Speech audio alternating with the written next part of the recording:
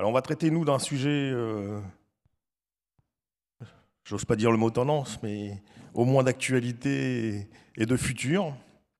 Et comme vous le savez, l'année 2021 s'est achevée avec un ralentissement économique lié à la pandémie, mais aussi sur une grosse orientation significative des investissements vers ce qu'on appelle la relance verte.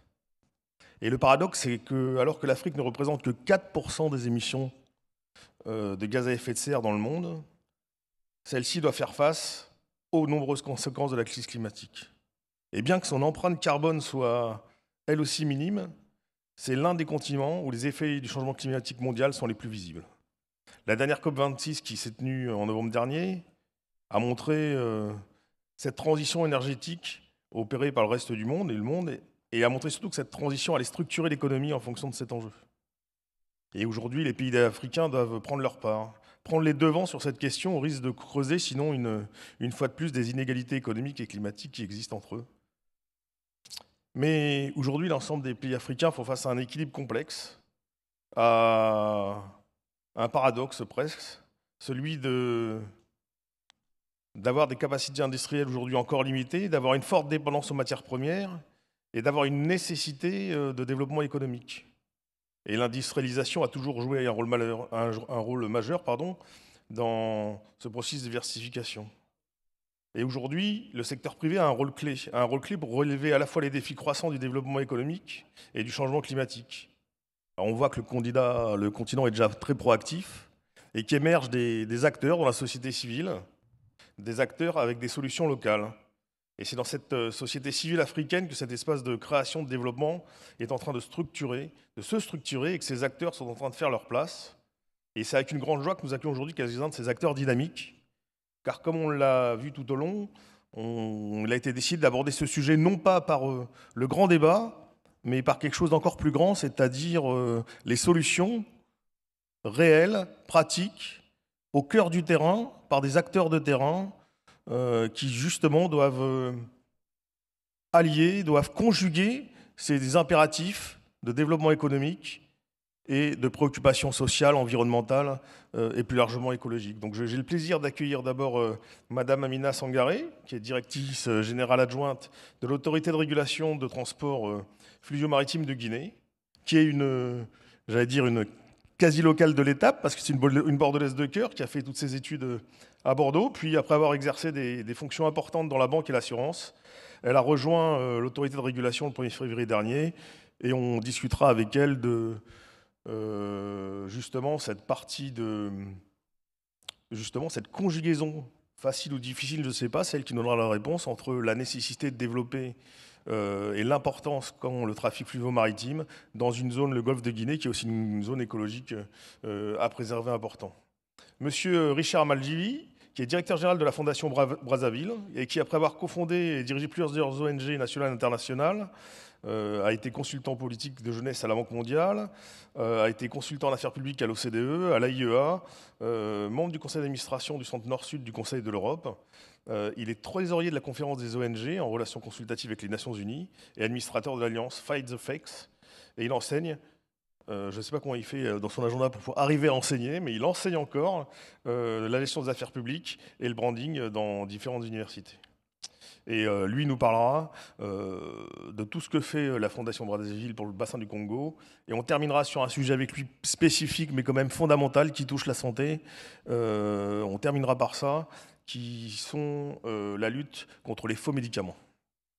Puis monsieur Joël Sicam, qui est là, qui est directeur général de Fisco, une société industrielle qu'il a fondée d'ailleurs, disons-le, spécialisée dans la production et la transformation de produits d'entretien, d'hygiène et sanitaire, qui est présent depuis 2015, qui est un acteur, et on le verra, et c'est là cette force de ces acteurs locaux, de ces patrons africains qui sont dans la réalité de terrain et pas dans les grands discours, et qui arrivent à mêler à la fois la nécessité de leur développement économique et, on va dire, la prise de terrain dans des univers très compétitifs, parce que ces concurrents, c'est des gens comme Procter, tout en instillant, en donnant une priorité, notamment à la lutte contre l'insalubrité et aux maladies liées à la propreté. Et on verra, il nous expliquera comment il arrive à conjuguer cela. Il est aussi président du CDPME-JICAM au sein de l'organisation patronale du Cameroun. Donc il pourra peut-être, s'il en a envie, nous donner un aperçu plus large de ce que peut faire le patronat du Cameroun et ses collègues en la matière. Et monsieur Arnold Kamanké, qui est ingénieur financier du port autonome de Douala, qui nous a amené un petit film sur le port de Douala et avec qui justement aussi on parlera de cette conjugaison entre développement nécessaire d'un port qui se veut, qui a pour ambition d'être l'un des ports les plus compétitifs de cette partie du monde, tout en gérant un certain nombre de problématiques climatiques et autres. Donc je vais laisser d'abord la parole à Joël. Voilà, si tu peux nous expliquer et comment tu es arrivé à fonder ta société et comment tu arrives à justement conjuguer ces problématiques écologiques, sociales ou autres dans ton métier de tous les jours et dans cette compétition économique, vu que tu as créé une entreprise qui est 100% africaine, qu'on peut peut-être dire aujourd'hui peut-être le futur Procter et Gamble de l'Afrique. On espère. Soyons, voilà, soyons ambitieux. Et pour répondre à la fois à tous ces besoins sanitaires et d'hygiène, tout en l'affrontant, et tu vas nous dire comment, les défis écologiques et sociaux, parce que je sais que tu as créé des formulations spécifiques pour réduire les phosphates, que tu participes aussi à l'économie circulaire, tout en développant ta société. Est-ce que tu peux nous éclairer voilà, sur comment tu arrives à conjuguer voilà, ce développement économique nécessaire, cette création d'emplois et tous ces défis collatéraux qui vont avec, écologiques, sociaux et solidaires. Merci beaucoup. Bonjour à tous et merci de m'avoir invité sur ce panel ce jour. Alors, je suis Joël Sikam, d'origine camerounaise. Après mes études, comme la plupart d'entre nous à l'étranger, je suis rentré sur le continent et j'ai remarqué, surtout au Cameroun, que plus de 70% des maladies étaient liées à des maladies de salubrité. Tout ce qui est paludisme, typhoïde, choléra, dysenterie, c'est un problème d'hygiène. Ayant toujours voulu être, parce que je suis une famille de commerçants, ayant toujours passé à l'étape supérieure, j'ai toujours cherché un truc que je pouvais faire et puis j'ai lancé ce projet d'industrialisation qui était de fabriquer des détergents. J'ai voulu commencer par tout ce qui est commun à base d'huile de palme. Il y avait des problèmes écologiques. Et à l'époque, quand je rentrais au Cameroun, il y avait un gros problème avec une compagnie dont je vais garder le nom. Et j'ai switché dans la détergence. Nous avions commencé en 2015 avec 7 références. Aujourd'hui, nous en avons une vingtaine. Et la spécificité que nous avons fait, c'est que j'ai toujours voulu commencer avec la main-d'œuvre locale. Tout à l'heure, on parlait de création d'emplois. Nous avons une bonne université au nord du Cameroun. C'est là-bas que j'ai commencé à trouver les ressources. Et n'étant pas moi-même chimiste de formation, j'ai vraiment, par mon imagination et par ma pression, insufflé ce principe d'innovation.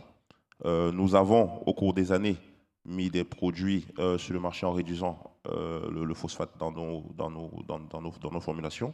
Nous avons trouvé des produits locaux, les huiles essentielles, huile de sésame pour l'hydratation de la peau, les fleurs, les plantes de moringa que nous mettons dans certains de nos produits. Et aujourd'hui, il s'avère que ces produits sont plus tropicalisés, ces formulations sont plus tropicalisées, parce que dans ce domaine, effectivement, nous ne créons pas grand-chose, mais nous apportons notre touche locale, si je peux dire ça comme ça. Oui, nous sommes souvent comparés parce que nos packaging sont d'emballage plastique, nous sommes souvent critiqués, mais c'est une étape et c'est progressif. Nous sommes partis de 4 employés, aujourd'hui nous en avons à peu près une quarantaine. Et l'objectif à la fin de cette année, c'est d'arriver à une centaine d'employés. Et dans notre continent, nous avons beaucoup un problème de transformation. Tout le temps, l'Afrique ne transforme pas assez, le continent ne transforme pas assez. Et c'est pour ça que, par ma personne, que ce soit par mon entreprise ou même au patronat, j'insuffle pour la transformation locale. Nous essayons justement d'avoir des matières premières et de les transformer locales pour créer de la valeur. Donc, partant du fait que l'industrialisation au Cameroun, le Cameroun est industrialisé qu'à hauteur de 3%, je crois qu'il y a encore beaucoup de marge à faire. Et c'est ce que j'insuffle tous les jours, mes compères et les collaborateurs industriels, de faire pareil et de commencer à transformer, même à petite échelle. Rien qu'un simple exemple, depuis le Covid et la Covid et le problème ukrainien, les prix des matières premières ont drastiquement augmenté. Donc, ce que j'ai fait, j'ai pris l'initiative de mettre une pression à mes chimistes et nous avons l'acide citrique que nous importions avant à 100%, que nous avons commencé à produire nous-mêmes localement à base de manioc depuis quelques semaines déjà. pour l'instant encore en petite quantité pour l'autoproduction interne. Mais je crois que si les tests sont bons, nous allons pouvoir produire pour les brassicoles qui en consomment beaucoup et pour tout ce qui est boulangerie et pâtisserie qui en consomment aussi beaucoup comme conservateur. Oui. Et faut reconnaître le succès parce que vous êtes aujourd'hui présent dans tous les carrefours, dans toutes les grandes surfaces de votre pays. Et c'est cette démarche qui est intéressante dont vous avez parlé, cette transformation. Prouver qu'en local, l'Afrique n'a pas besoin d'aller chercher des Procter et tout, qu'elle arrive à retransformer. Et cette solution d'acide citrique importée avant à 100%, créée à base de manioc par des ingénieurs chimistes africains, elle va dans ce sens-là, dans le sens à la fois de la transformation des produits locaux, donc ça réduit les impacts carbone, les impacts d'importation et tout, dans le sens de la création de valeur pour le territoire, et puis aussi, parce que vous l'avez dit, parce qu'en Occident, on aime bien parler tout de suite des problèmes de défi climatique, mais le premier défi de l'Afrique, c'est l'industrialisation et le développement économique. Et que sans ça, le reste ne pourra pas suivre, et c'est des acteurs comme vous qui, au niveau de terrain, arrivent à conjuguer ces choses-là. Donc, bravo pour votre succès et merci pour votre témoignage. Merci. Alors, évidemment, j'ai un petit problème de technologie, comme d'habitude, ne vous inquiétez pas. Madame Chongari, on sait aujourd'hui que la richesse de la biodiversité marine et côtière du golfe de Guinée est très connue. C'est l'une des premières du monde, entre le récif corallien, les tortues marines. Je rappelle que 5 des 8 espèces dans le monde se trouvent dans le golfe de Guinée. Des stocks de ce qu'on appelle les pélagiques côtiers. Donc moi aussi, j'ai appris des termes qu'on fait. Ça arrive dans le développement durable, vous apprenez des termes de poissonniers ou autres. Les pélagiques côtiers, donc sardines, anchois, et puis du thon, des pélagiques couturiers. Le golfe de Guinée, n'oublions pas, possède aussi la 2e grande zone mondiale de forêt tropicale. Voilà.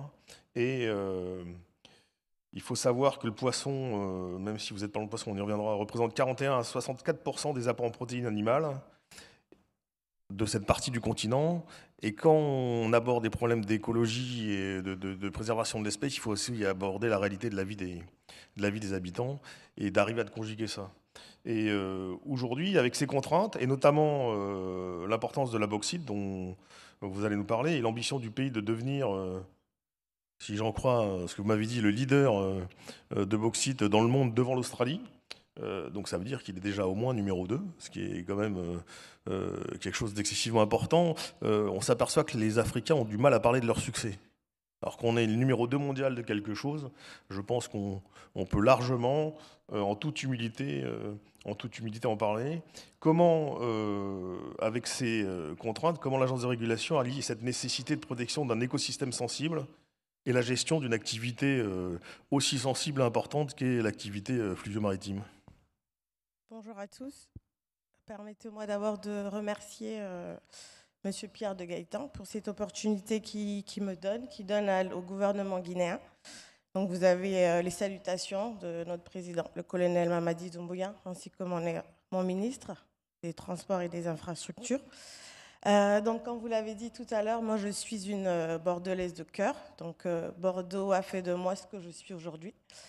Je suis arrivée ici rapidement en 2007, après mon bac, pour mes études supérieures. Donc, j'ai tout appris à Bordeaux, en France. Après mes études, donc, j'ai été dans le secteur bancaire et assurantiel. Le destin a décidé que je suive les traces de mon père, qui était aussi dans la politique. Donc, depuis le 1er février, j'ai décidé de rentrer servir mon pays. Donc, je suis effectivement à l'autorité de régulation. Je vais faire un petit résumé sur la genèse de tout ça pour pouvoir comprendre où est-ce qu'on en est. Il faut savoir que la Guinée, on vient de très loin. Donc, c'est l'un des premiers pays d'Afrique de l'Ouest qui a eu son indépendance. Et quand je dis indépendance, c'est vraiment au sens propre et au sens figuré. Donc, on a été auto-indépendants. Donc, c'est des choix qui ont été assumés. Mais depuis quelques années, donc, ces choix nous ont rattrapés. Donc, on a accumulé beaucoup de retard économiquement. Donc, pour rebondir sur le sujet, depuis 2012, donc, il y a eu des réformes au niveau du code maritime qui ont vraiment permis à la Guinée d'être le miel avec les abeilles autour. Donc, on a des investisseurs qui ont commencé à s'intéresser au secteur minier. Donc aujourd'hui, le secteur minier est le cœur de l'économie guinéenne. Donc ce qui nous a permis au début de pouvoir accueillir tout le monde, effectivement, au détriment peut-être, comme je vous disais tout à l'heure, de l'écologie, des facteurs environnementaux. Nous, aujourd'hui, en tant qu'autorité de régulation, c'est une autorité qui a été mise en place il y a à peine une année, donc en 2020-2021. Donc elle est naissante. Donc on travaille avec les sociétés minières, donc les plus gros comme SMB, peut-être que certaines sociétés minières de Bokeh ou la GAC. Et l'autorité de régulation a vu le jour en fait parce que quand ils ont commencé à exploiter nos zones minières, donc on a eu pas mal de conflits entre les sociétés. Donc c'est de par leurs ressources, ce sont elles qui ont décidé, donc avec l'accord de l'ancien président de l'époque, de pouvoir mettre en place une autorité. Donc, comme je dis souvent, on est la police de l'eau qui va permettre justement de pouvoir réguler, de pouvoir surveiller, de pouvoir faire respecter les normes environnementales. Donc nous, aujourd'hui, il faut savoir qu'il y a des navires qui arrivent, il y a des bateaux qui sont là et qui exploitent nos zones. Et pour ça, qui dit exploitation, qui dit navire, dit ancrage. Donc c'est le stationnement des bateaux. Donc à chaque fois qu'il y a un navire qui stationne, je prends un exemple, un navire de 250 000 tonnes qui stationne, donc il utilise une ancre de 10 tonnes. Et quand il stationne, le fond marin est détruit, ce qui nous permet d'être justement en collaboration avec le ministère de l'Environnement qui s'occupe de pouvoir réguler tout ça. Nous, aujourd'hui, les difficultés sont plus au niveau de la mise en place et du respect des normes environnementales par ces sociétés, parce qu'elles n'ont pas été habituées à ça. Elles ont commencé à exploiter depuis quelques années et l'autorité est toute récente. Donc, c'est le premier défi qu'on a.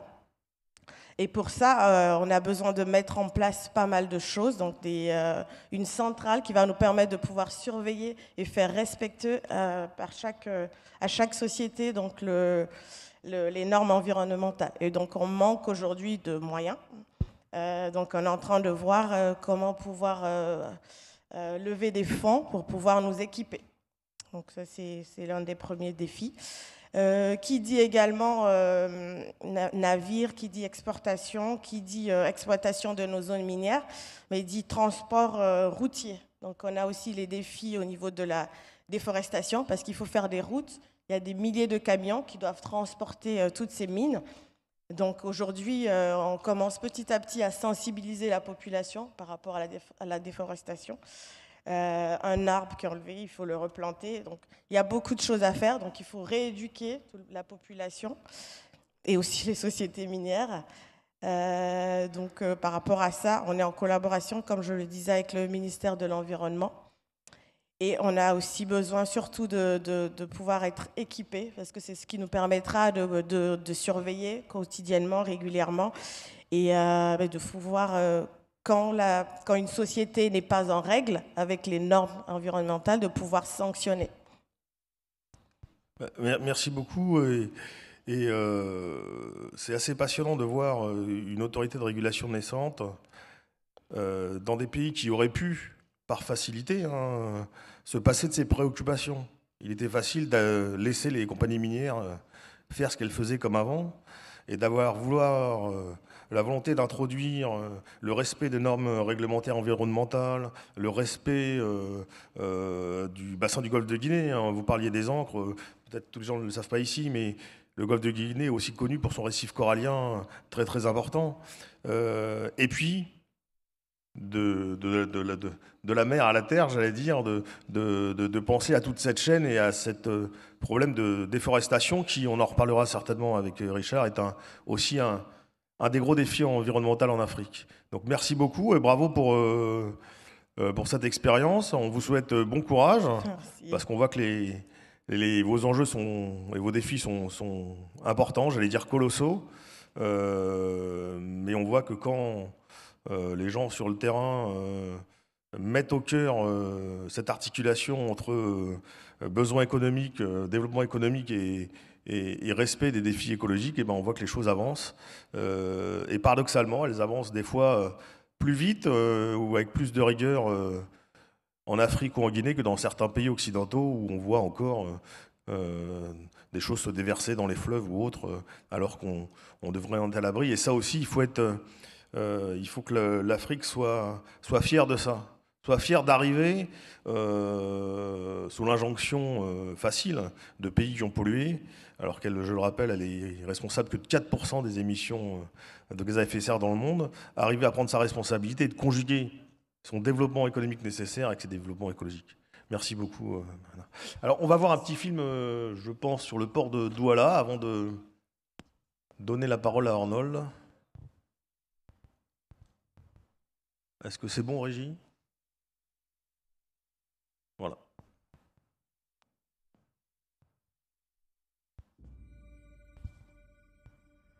Le port de Douala est situé au cœur de la côte de l'Afrique de l'Ouest et dans une position centrale stratégique dans le golfe de Guinée. Il est la porte naturelle d'accès à l'océan d'un vaste hinterland comprenant le Cameroun, mais aussi des pays voisins qui ne bénéficient pas d'accès à la mer. Le schéma directeur s'articule autour de 2 axes. Amélioration de l'existant dans le site portuaire actuel, développement d'un nouveau site portuaire en eau profonde situé dans le 6e arrondissement de Douala, à la pointe de l'île de Manoka. Le premier axe de développement consiste à augmenter la capacité du port de Douala existant. Malgré ses contraintes de profondeur et limitation des surfaces de stockage, le port actuel affiche une dynamique importante sur ses 4 terminaux, desservis par plus de 3 km de quais, opérant des activités à forte croissance de trafic, telles que les vracs solides et liquides, les conteneurs, les véhicules, les marchandises diverses, fruits et céréales, ainsi que le terminal à bois. Cette dynamique est soulignée par des volumes de trafic en croissance, avec une augmentation d'environ 60% par rapport à 2010. Le programme de développement prévoit d'augmenter la capacité de trafic du port actuel à 23 millions de tonnes par an.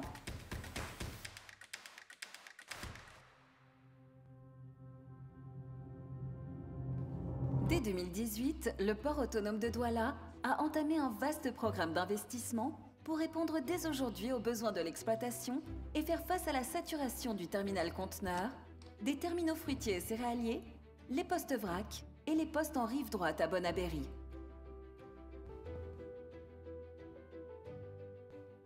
À très court terme, le schéma de développement prévoit des mesures d'amélioration de la navigation et de l'accostage, avec notamment l'enlèvement des épaves et le dragage dans différentes zones.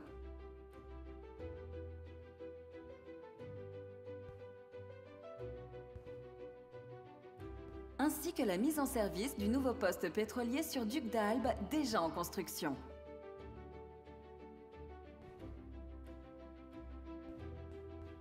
À l'horizon 2020, un nouveau poste grumier sera dragué puis mis en service. Le dock flottant sera transféré pour permettre l'extension du terminal à conteneurs. À l'horizon 2025, le remblaiement d'une partie de la darse à bois, aujourd'hui inutilisée, fournira de nouveaux terre-pleins pour l'activité portuaire, ainsi que de nouvelles surfaces de stockage pour le bois, les conteneurs et le roulier. Le nouveau poste 17, en alignement avec les 3 postes existants, offrira de nouvelles capacités de transfert de conteneurs, tout en maintenant l'activité ro-ro, avant qu'un nouveau poste roulier soit réalisé. Dans le secteur de Bonabéry, le poste 53 offrira de nouvelles infrastructures au secteur du ciment, connectés aux activités de la zone industrielle. 9 magasins sur les 13 actuels seront réhabilités, en libérant de l'espace au bord du quai. C'est en 2030 que le port achèvera l'essentiel des aménagements structurants sur le site de Douala-Ville. Un nouveau terminal à l'entrée de la crique Docteur permettra l'implantation de 3 nouveaux quais pour du stockage à ciel ouvert, le trafic des céréales, le trafic roulier et la zone industrielle. La morphologie de ce nouvel aménagement permettra d'accélérer localement les courants afin de réduire les dragages d'entretien. Une nouvelle plateforme commencera à être réalisée par Remblai, offrant une nouvelle interface entre la ville et le port. Sur la zone Bonabéry, le quai 54 complétera les aménagements dédiés à la zone industrielle, notamment pour les trafics vrac, solides et conventionnels. Ces aménagements, prévus jusqu'à l'horizon 2030, porteront la capacité du port de Douala-Bonabéry à 23 millions de tonnes par an.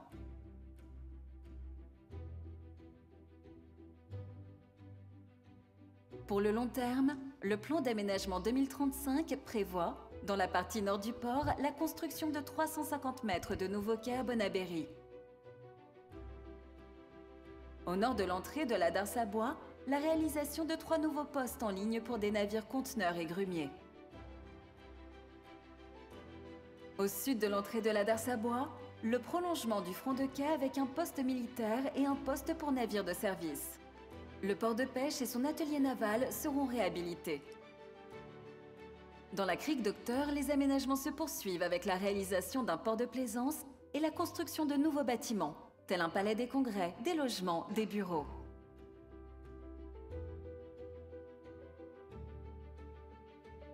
Pour se préparer dès maintenant aux défis du long terme, pérenniser sa vocation de port majeur et stratégique au niveau national et international, le port de Douala assurera son développement dans un nouvel espace situé plus proche de l'estuaire du Wouri.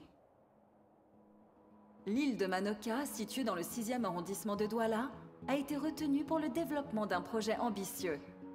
Un territoire essentiellement vierge situé en dehors des réserves naturelles qui seront préservées. Il s'agit véritablement de réinventer une localité.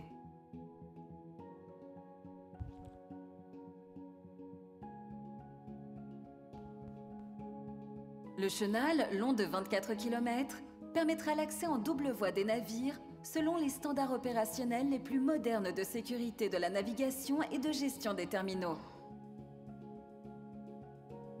En 2050, le nouveau site portuaire en eau profonde de Douala, situé à Manoka, sera équipé de 4 postes conteneurs, 2 postes polyvalents, un poste céréalier, 2 postes pour vrac minéralier et 2 postes pour hydrocarbures.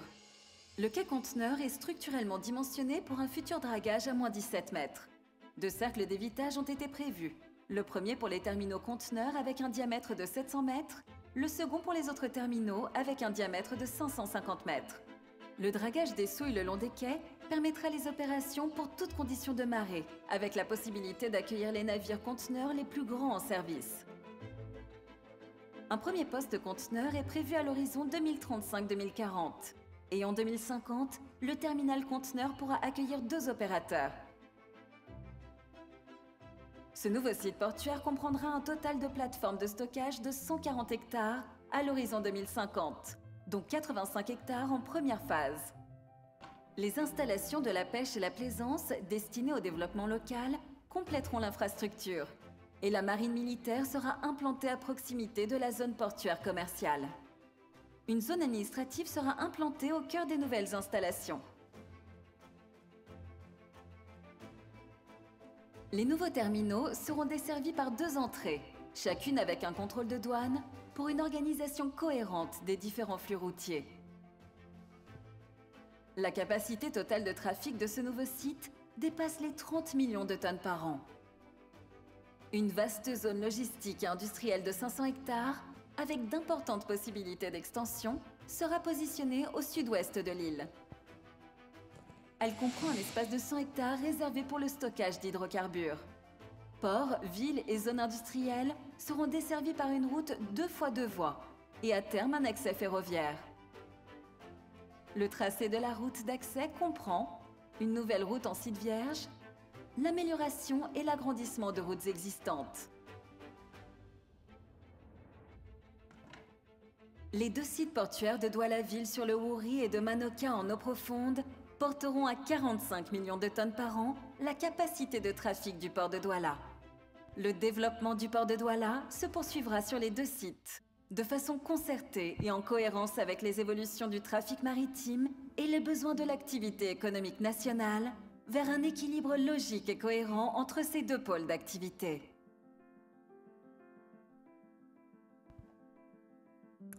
Voilà, c'est pour les gens qui sont jamais allés à Douala, qui n'ont pas vu le port, c'est bien d'avoir ces images parce qu'on voit dans ces images et dans la projection à 2050 les nécessités de développement.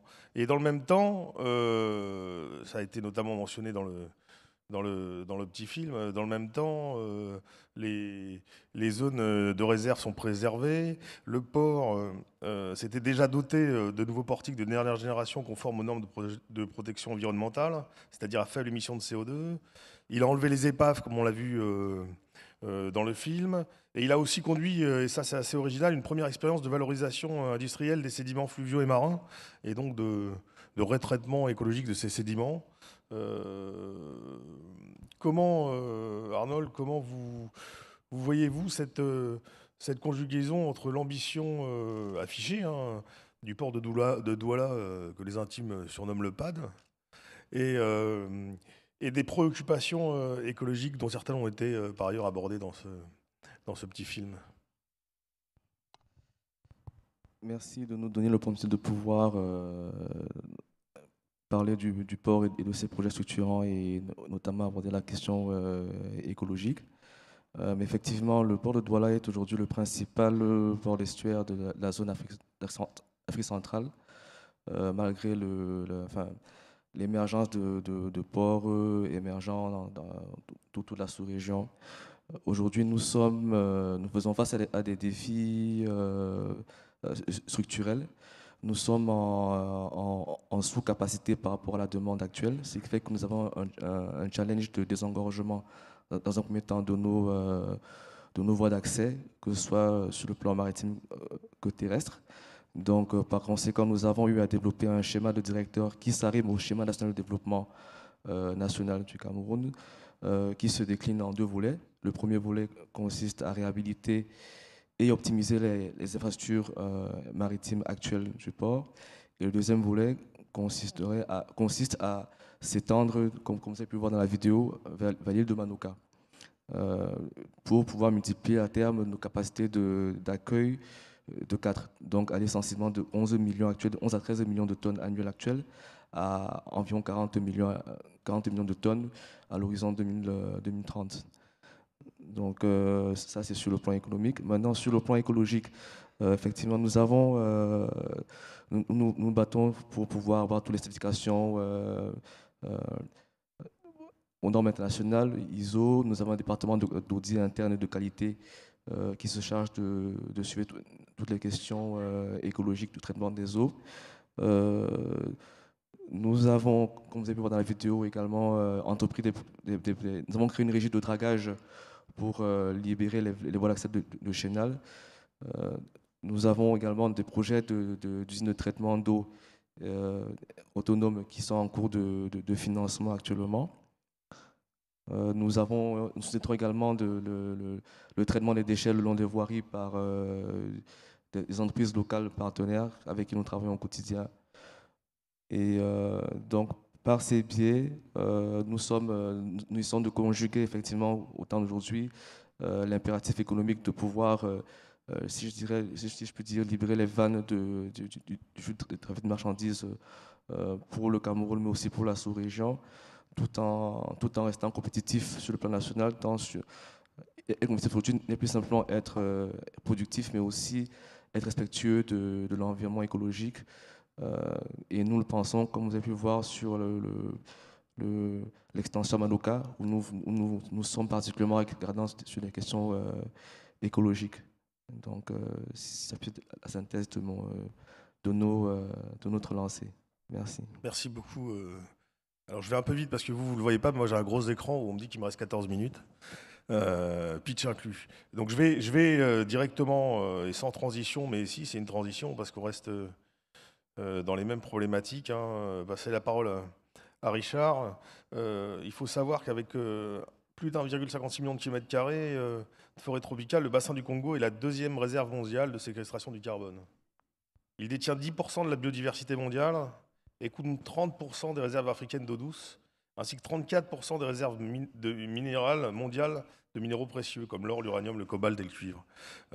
C'est bon de rappeler ces chiffres pour resituer les ressources africaines et leur part de ce qu'elles représentent dans le monde, mais aussi les enjeux de ce bassin qui va voir notamment la croissance démographique faire passer la population à plus de 400 millions en 2050 et qui va donc aggraver ou accentuer la pression sur sa biodiversité. Et quand on sait que la menace pèse sur les tourbières découvertes en 2017 et qui renfermeraient plus de 30 milliards de tonnes de carbone, c'est-à-dire que dans les tourbières et les sous-sols de ce bassin du Congo, il y a 30 milliards de tonnes de carbone emprisonnées et qui, si elles étaient relâchées, je crois, feraient instantanément, toute proportion gardée, augmenter la température de 3 degrés.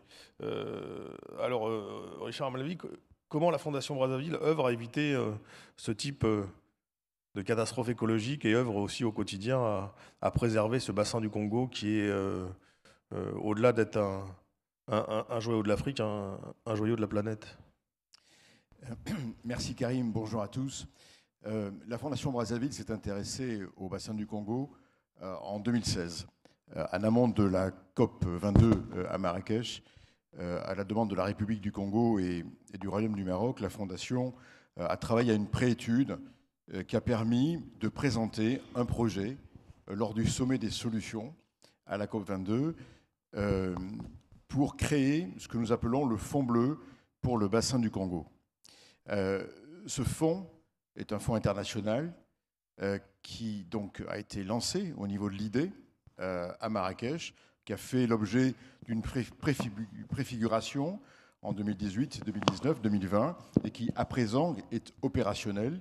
Et nous avons eu le grand plaisir avec l'ensemble des partenaires techniques et financiers et surtout avec l'ensemble des 16 pays qui sont membres de la Commission climat du bassin du Congo, de présenter le fonds définitivement lors de la COP26 à Glasgow. Et il a été décidé par l'ensemble des chefs d'État de la Commission climat du bassin du Congo de confier à la BDEAC la ligne de financement qui abrite ce fonds. Alors, pour être très concret et pour ne pas abuser trop du temps et pour mettre un petit peu d'ambiance aussi dans cette salle, je vous propose de regarder une vidéo qui, en 2 minutes et demie, nous plonge dans l'ambiance du bassin du Congo sur des images de Yann Arthus-Bertrand.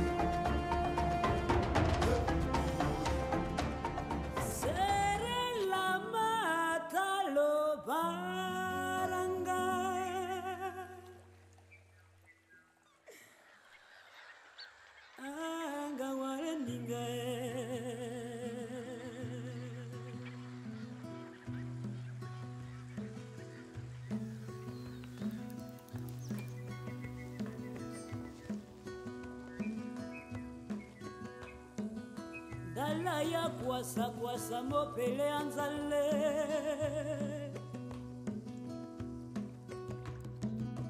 Seri la mata lo baranga Anga ware ninga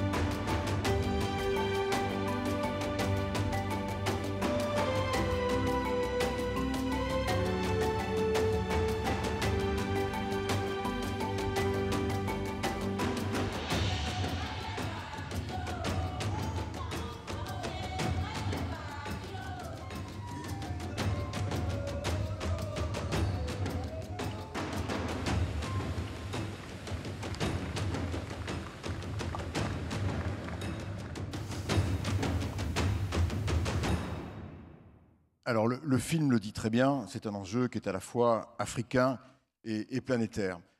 Au niveau africain, c'est déjà la prise de conscience qu'il y a un bien commun et qu'il faut le protéger ensemble. C'est la raison pour laquelle ces 16 États se sont réunis au sein de la Commission climat pour le bassin du Congo, qui est une commission, une commission de l'Union africaine présidée par le président Sassou Nguesso de la République du Congo. Mais c'est aussi une prise de conscience qui nécessite un dialogue avec les pays industrialisés qui ont pollué bien avant l'Afrique. Et nous sommes face à un enjeu africain et planétaire qui est paradoxal, parce qu'on pourrait imaginer aujourd'hui que pour garder ce poumon essentiel pour la planète, les pays industrialisés se retournent vers l'Afrique en lui disant « il faut mettre le bassin du Congo sous cloche ». Donc on ne fait plus rien, on ne touche plus rien. Pourquoi ? Parce que si on regarde sur la planisphère, on va observer 3 grandes forêts, l'Amazonie, l'Indonésie, qui font l'objet d'une déforestation très active. Et donc on peut très bien dire on ne touche plus au bassin du Congo. Et mettre le bassin du Congo sous cloche, bien sûr, ça peut protéger la planète. Mais par contre, ça empêche le progrès, le développement et une forme de croissance qu'il va falloir inventer. C'est la raison pour laquelle on parle d'économie verte et bleue, parce qu'il faut être créatif avec la préservation du bassin du Congo, c'est-à-dire qu'on ne pouvons pas mettre le bassin du Congo sous cloche, sinon on obère le développement pour les populations autochtones. Alors il faut imaginer un modèle de croissance qui permet à la fois de préserver l'environnement, de répondre à l'enjeu climatique et bien entendu, tout en préservant la faune et la flore, l'eau, pouvoir offrir un modèle de développement nouveau aux populations africaines. Merci. C'est vraiment un très beau projet. Et moi, je vais rebondir sur une phrase qu'il y avait dans cette présentation et qui est pour moi la caractéristique la plus importante de ce qui nous réunit à la fois ici et à la fois dans le JNDA, c'est la primauté de la compétence africaine. C'est-à-dire que sur ces sujets d'articulation d'écologie et de développement économique, il faut laisser la primauté à la compétence africaine.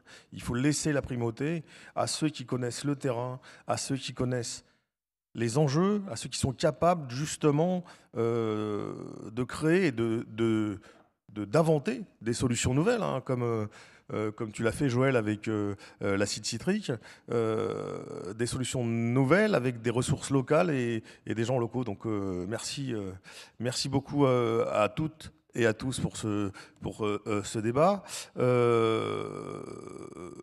Je vais vous laisser la parole pour un dernier mot sur comment vous voyez plus généralement, en dehors de vos activités, cette articulation sur votre zone ou sur le continent africain et cette nécessité de prise en compte de l'écologie. Arnold.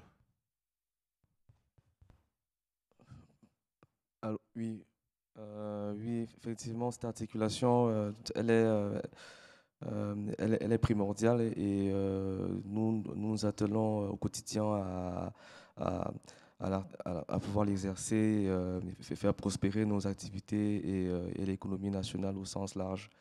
Je me permets aussi de rappeler que nous sommes là pour promouvoir, enfin, nous faisons cette promotion de nos projets au port. Donc, si vous avez parmi vous des investisseurs qui voudraient s'impliquer dans le développement à la fois écologique et économique du port de Douala, je suis là pour répondre à toutes vos questions et à faire le lien avec les autorités compétentes locales. Voilà. Et puis si vous voulez les coordonnées d'Arnold, il suffira de les demander. On vous les donnera à Joël. Alors, ma contribution rapide pour le problème écologique. Nous sommes tous concernés par le problème climatique mondial. Et aujourd'hui, justement, par rapport à la capacité que le continent détient encore, il y a beaucoup de regards, mais nous-mêmes, en tant qu'Africains, nous devons faire attention en premier. Donc, c'est pour ça que, par exemple, dans mon entreprise, je me rassure que tout ce qui est déchets plastiques soit recyclé avec les professionnels du domaine qui sont basés à Douala. Nous essayons, au fur et à mesure dans nos recherches et développements tous les jours, d'essayer de trouver des formules adaptées et des formulations un peu plus bio pour essayer d'apporter notre contribution à la préservation de notre écosystème. Parce que si nous ne le faisons pas, plus tard, nous allons payer par des factures en problème de santé dans nos vieux jours. Donc tous les jours, nous essayons de nous améliorer par la formulation, par la réduction des produits classifiés polluants ou bien des méthodes classifiées destructrices sur la nature. Donc c'est tout ce que nous pouvons faire à notre petit niveau aujourd'hui. Voilà. Merci. C'est déjà un grand niveau. Merci, Joël. Madame Sangaré. Moi, pour le mot de la fin, ce que je peux dire, c'est qu'aujourd'hui, on a besoin de, comme je le disais tout à l'heure, d'éduquer, parce que l'Afrique, notamment mon pays, on n'est pas éduqué pour le respect de l'environnement, les écologies. Donc, on a besoin de ça, rééduquer la population. Et aussi, comme je le disais, il faut trouver l'équilibre entre le développement économique et le respect de l'environnement. Parce que nous, on a besoin aujourd'hui d'avancer, on a besoin de se développer, d'augmenter notre PIB. Donc, pour ça, forcément, en face, on laisse passer certaines choses, parce qu'il faut qu'on avance. Mais à côté, il faut aussi trouver l'équilibre. Donc, c'est vraiment ça le gros défi. Donc, je rejoins l'intervenant du port de Douala. Donc, aujourd'hui, ici, si on a des investisseurs, des personnes qui sont prêtes à nous accompagner pour équilibrer tout ça, pour trouver le juste milieu, donc je suis preneuse au nom des autorités guinéennes. Voilà, merci. Merci. Et avant de laisser pour à la fois conclure et à la fois la suite à Richard, on parle d'enjeux écologiques, on parle de choses concrètes. On va aborder un sujet excessivement concret, qui est celui de la survie, de la vie des êtres humains, et d'une présentation sur la lutte contre les faux médicaments en Afrique, que va nous faire Richard. Alors, pour conclure sur la partie précédente, effectivement, la contrainte écologique doit nous rendre créatifs. Ça, c'est ce que je retiens. Et comme tu l'as très justement souligné, ce qui est important aussi, c'est de laisser une primauté à la compétence africaine et à la Fondation Brazzaville. Ce qui nous importe, c'est que les solutions soient des solutions africaines. Et donc, ce que je vais vous proposer maintenant, de découvrir en quelques minutes l'initiative de Lomé contre les médicaments qui tuent. En 2020, il y a 2 ans, 6 chefs d'État et de gouvernement se sont réunis à Lomé pour travailler ensemble à la résolution de ce problème. Donc il s'agit de la République du Congo, du Ghana, du Niger, du Sénégal, du Togo et de l'Ouganda. Ils sont partis d'une analyse commune qui observe que si à peu près il y a 90% de médicaments importés en Afrique, environ 42% des signalements de faux médicaments sont aussi en Afrique. Ce que nous avons fait, c'est que nous avons observé les effets de la corruption sur la chaîne d'approvisionnement pharmaceutique en Afrique, à la fois sur le secteur public, le secteur privé et la société civile qui joue un rôle, vous le savez, extrêmement important dans le secteur de la santé. Et on a essayé de comprendre comment au niveau international, au niveau national, au niveau régional, au niveau local, s'organise la distribution du médicament pour comprendre à quel moment agissent les agents corrupteurs. En réalité, c'est catastrophique. Avant que le médicament arrive chez le patient, on se rend bien compte que les agents corrupteurs sont à peu près partout. Alors, une fois faite cette analyse, on s'est dit, mais comment on résout le problème ? Cela veut dire qu'au niveau des pouvoirs publics, il faut une action interministérielle qui met en relation non seulement un ministre de la Santé qui ne peut rien faire tout seul, notamment avec les ministères régaliens que sont la sécurité, la défense, les finances pour le service des douanes, par exemple. Et puis, bien évidemment, ensuite, si on observe la difficulté sur la chaîne d'approvisionnement et qu'on veut le transformer en une chaîne de valeur positive en Afrique, il faut aussi une action systémique et globale de l'ensemble des acteurs, c'est-à-dire le secteur public, le secteur privé et la société civile. Donc les États africains, ces 6 pays, ont pris un engagement lors de leur sommet à Lomé, et notamment pour mettre en place des législations qui leur permettent de criminaliser ce trafic. Donc nous travaillons actuellement à la finalisation d'un audit législatif qui va nous permettre de comprendre le niveau d'incrimination pays par pays, de faire de la législation comparée, pour voir comment on peut éventuellement harmoniser. Et dans cette comparaison, on a besoin aussi de comprendre les 2 systèmes, civil law et common law, qui ont lieu, enfin qui ont cours à la fois en Afrique anglophone et en Afrique francophone. Et à côté de ça, nous travaillons aussi à faire en sorte à ce que les États ratifie les différentes conventions internationales qui permettent de coordonner l'action contre le trafic organisé. Alors, le grand travail actuellement, c'est de mettre en place des plans nationaux de lutte contre les médicaments falsifiés et de qualité inférieure. Médicaments falsifiés, on comprend que ce sont les faux. Qualité inférieure, ce sont des médicaments qui contiennent les bonnes molécules, mais qui malheureusement sont sous-dosés. Ils ont le même effet que les précédents, ils tuent. Les domaines d'action de ces plans concernent la santé publique, la sécurité, l'état de droit et, on va le voir aussi, l'économie de la santé.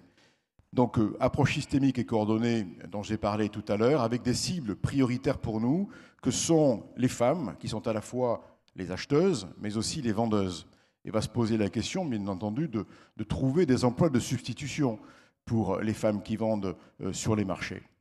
Les jeunes, pourquoi? Parce que nous pensons qu'ils ont une capacité à transformer les mentalités. Donc là, on passe, bien évidemment, outre par les activités de sensibilisation, par l'éducation à la santé, l'opinion publique. On va avoir besoin des médias dans ce travail, notamment pour lutter contre des fausses croyances. Et puis, les trafiquants. Comme disait un célèbre ministre de l'Intérieur français, il faut terroriser les terroristes. Donc, il faut que les trafiquants sachent que, eh bien, ils vont être traqués. Alors la méthodologie pour parvenir à ces plans est en train de se mettre en route et ce qui est satisfaisant, c'est que nous avons conclu un accord de méthode entre les 6 pays et les différents partenaires que vous verrez sur ma dernière diapositive. 4 domaines d'intervention: santé publique, état de droit, sécurité, économie de la santé. Différentes parties prenantes qui signifient bien que nous devons à la fois travailler à l'interministériel, mais aussi d'une manière systémique et globale avec l'ensemble des parties prenantes. Et on voit aussi le rôle que joue, bien sûr, l'industrie pharmaceutique. Tout ça en direction des cibles que nous avons identifiées pour des résultats attendus qui sont extrêmement ambitieux, qui visent, je ne vais pas le détailler, l'amélioration de la santé publique, le respect de l'état de droit, le renforcement de la sécurité des États et la valorisation du secteur de la santé. Pour ceux qui sont intéressés, je pourrais vous laisser la version imprimée de cette présentation et puis vous la retrouverez sur le site internet aussi de la Fondation Brazzaville. Alors on est en train de mettre en place le projet pilote au Togo qui va être lancé au mois d'avril, tout en continuant de coordonner l'action avec les autres pays et puis on discute avec des pays qui sont intéressés aussi par cette initiative. Donc on a un programme et on a bien sûr besoin aussi du soutien de ceux qui, peut-être parmi vous, dans différents secteurs, notamment celui de l'industrie pharmaceutique ou le secteur public international, pourraient être intéressés à soutenir ce que nous faisons.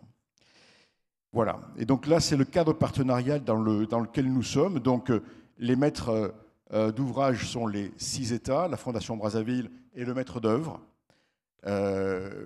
Elle est, depuis l'année dernière, observateur de la Convention Médicrime du Conseil de l'Europe, ce qui nous donne une capacité d'action aussi en soutien aux États pour la signature et la ratification des traités internationaux. Nous avons rejoint récemment, hier en réalité officiellement, l'Assemblée générale de l'Alliance Fight the Fakes, qui, d'une façon très très active, lutte contre le trafic des faux médicaments au niveau international. Nous bénéficions de l'expertise juridique d'un grand cabinet d'avocats international.